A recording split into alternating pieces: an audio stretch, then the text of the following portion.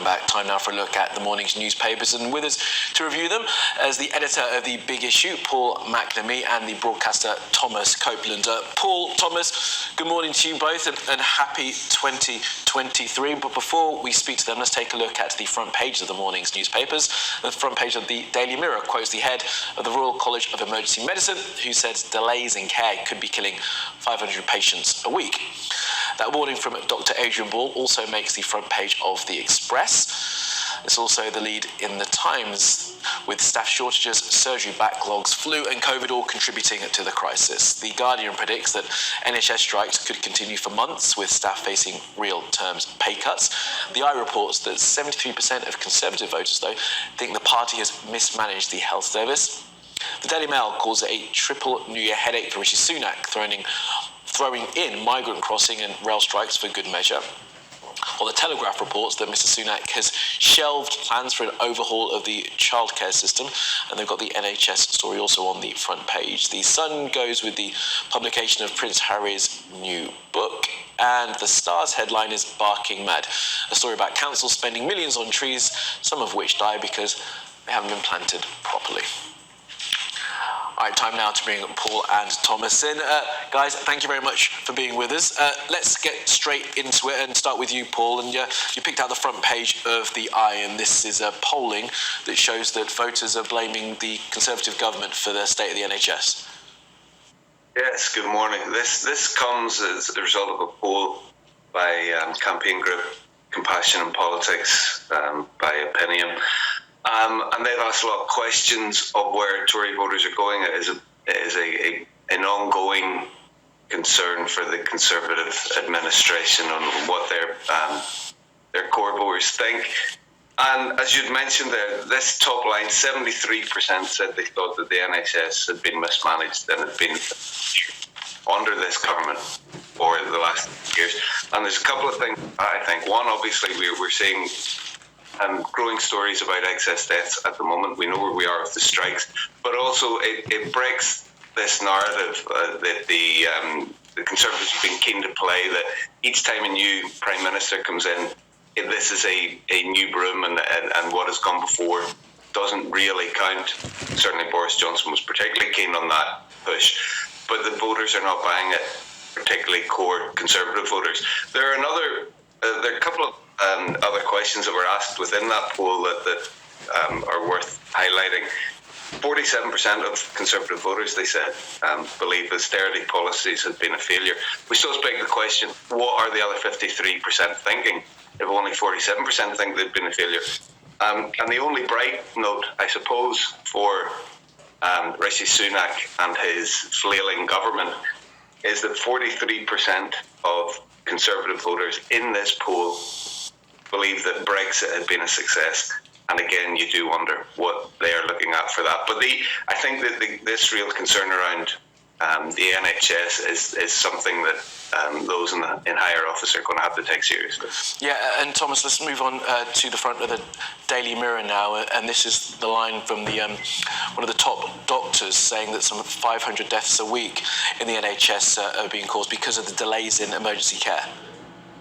That's right. It's a story making quite a few of the headlines. It's here on the front of the Mirror and elsewhere, based on comments from Dr. Adrian Boyle. He's the president of the Royal College of Emergency Medicine. He said all this to Times Radio. As you'd expect, pretty complex issue. He pins it down to a bunch of different things. Lots of the papers are talking about a twin-demic of the flu and COVID. Then add to that collapsing ambulance times, A&E, really long waits in A&E, and also a soaring staff turnover rates. Add to all of that the fact that you've currently got some, strike action over pay and conditions. Ambulance workers are set to be out on the 11th and 23rd, nurses out on the 18th and 19th of January. Junior doctors also going to be doing a ballot about strikes on the 9th of January. All of that added all together, and you've got this critical problem in waiting times, and this is a really big part of the story here. 38,000 people waiting more than 12 hours into NE.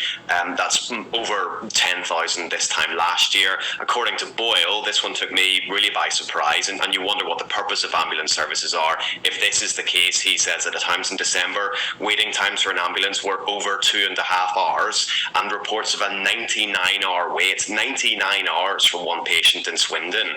Now, the government is probably going to hope in January to push some of the responsibility of that. Paul's just outlined exactly that even Tory voters at the moment are placing a lot of that responsibility on the government. The government is going to try, and the Times talks about this this morning as well, push some of that responsibility back onto the NHS when you have ambulance and nurses striking, saying that that is responsible for some of these issues. Whether that's a narrative they'll be successful in pushing, I don't know. It looks like the government is going to have to take some of these pay and these negotiations over pay really very seriously. There's a lot of public support for where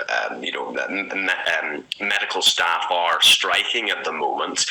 It seems really unlikely that Rishi Sunak is going to be able to get through the next 3 months without properly taking, really grasping this issue, entering negotiations. And it looks like, there's a lot of public support for medical workers. They'll probably come out with a few successes. Yeah, and Paul, let's move on to that, because Thomas mentioned the pay issue, and of course that is at the heart of most of these strike issues right now. And the front page of The Guardian has some reporting about a pay award, and that being capped at 2%. Just talk us through the reporting there on the front page of The Guardian, because obviously that will be nowhere near the amount that these workers are asking for. Yes, this is a quite remarkable piece of information. And it's suggesting that the Conservatives have advised review body to cap pay rises at 2% for 23-24. Considering that inflation had been running at close to 11%, and considering that we know that nurses, ambulance staff, and other healthcare professionals are out because it's pay and conditions as well, not just pay. It's what will make people stay within the service and recruit new staff. This will come as some kind of hammer blow. It relates to a letter that Steve Barclay, the Health Secretary, wrote to the pay review body on November the 16th, according to the story, in which he was urging that people, that the pay review body maintain the pay rise that had previously been discussed, which is around 2%, and they've said there's 1% contingency. So this is way, way short. We can clearly see way short of not just inflation, but on what nurses and ambulance staff are asking for. And if that is the case, and this quite belligerent reluctance from the government to engage in any meaningful negotiation,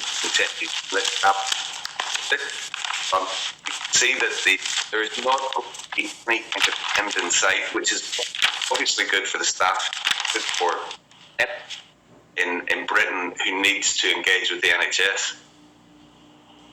Yeah, and Paul, and in response, the government has said that they are considering the independent pay review body's report carefully and when they receive them, and obviously will take those into account.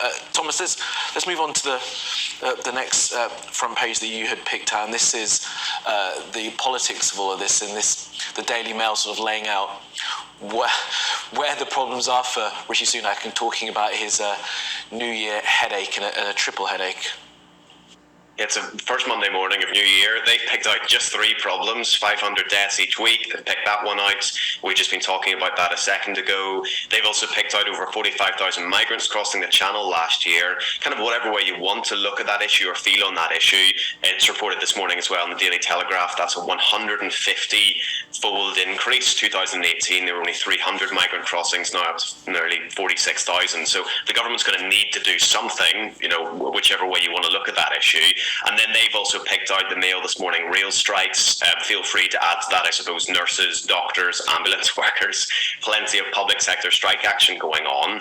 Now, what I would say, the flip side to that, I suppose, is that Rishi Sunak has succeeded in at least one area at the moment. It was probably his top priority in some ways, which is restoring some sense of basic stability to the political system. It's not that long ago that there were existential questions about whether the government would stand, whether the political system would what would happen to the political system. You had series of resignations day after day, waves over many weeks. It kind of seemed like we've moved past that a little bit, at least in terms of the way that the government is set up. There's a lot more stability, but stability won't guarantee Rishi Sunak a success in a general election. He's got about a year to go, just over a year. His concern, I suppose, is looking at some of the polling that's out there at the moment. Those very low Conservatives numbers will start to look pretty sticky. He'll need to do what he can to reverse that in the new year. He's probably got about a year. There's possibility, and I think there's hope for him if he can start to mitigate some of those three, list as many more challenges that you want over the next year. There's a lot of swing voters, still undecided voters. He could give the Tories a fighting chance, but he's got a lot to do. He'd need to be bright and early up this first Monday morning of the new year. Yeah, we'll see if he is. Paul, finally with you then, let's look at the front page of the Daily Telegraph. We haven't got loads of time yet left, but just talk us through this story. This is about, again, it's a Rishi Sunak idea, or Liz Truss idea, that Rishi Sunak seems to have rowed back on slightly. I mean, just to add to an extra problem for Rishi Sunak, but this is one that he's making himself. I suppose you could argue that a lot of them are self-harm. But Liz Truss has been looking to usher in more help for young families, 20 hours free childcare, and changing the staff child mandate and the ratio in childcare. Childcare is so expensive, it's almost like another mortgage for young families. And Sunak is rowing back on that. I think this is going to be a very difficult one for him to explain, particularly if he does, as Thomas mentioned, need to get voters who are not particularly warm to the Tories. And this does not look as though he is on the side of slightly younger voters and young families. Okay, Paul, Thomas, we appreciate your time at this hour. More from you next hour. Thank you very much for being with us. All right, plenty more to come this morning here on Sky News Breakfast, including the very latest on the mounting pressure on the NHS. In the next 20 minutes or so, I'll be speaking to Matthew Taylor, head of the NHS Confederation.